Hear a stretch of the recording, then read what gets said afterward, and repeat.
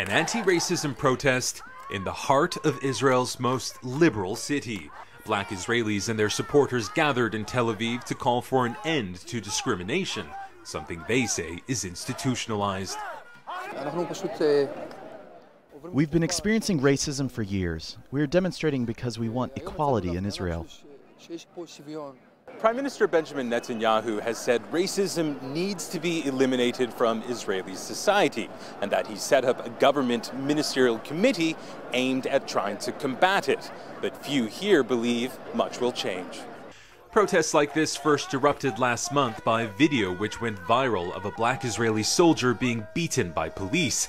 The rallies were largely peaceful until police fired tear gas and stun grenades at protesters, a show of force rarely used against Israeli citizens who are not Palestinian. In Israel, because of this huge amount of this divide and conquer that goes on, there's a lot of inherent racism that is legitimate. And so we shouldn't be surprised when this racism towards Palestinians that is always kind of pushed by the government, when it translates into racism to other groups.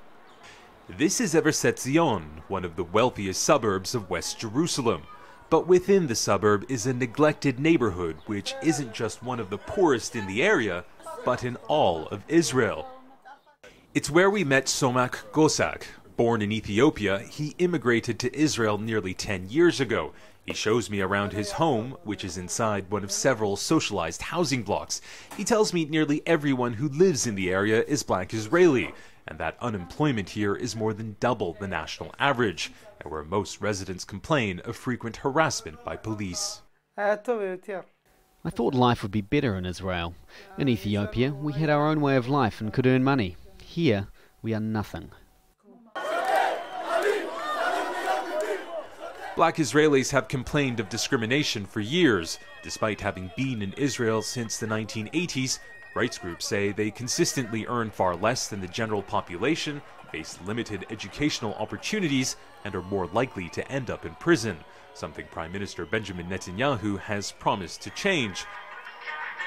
But Somak Gosak thinks it's too little too late, and that he doesn't expect life in Israel to improve for him or other black Israelis, no matter what the government does. Imtiaz Taib, Al Jazeera, Tel Aviv.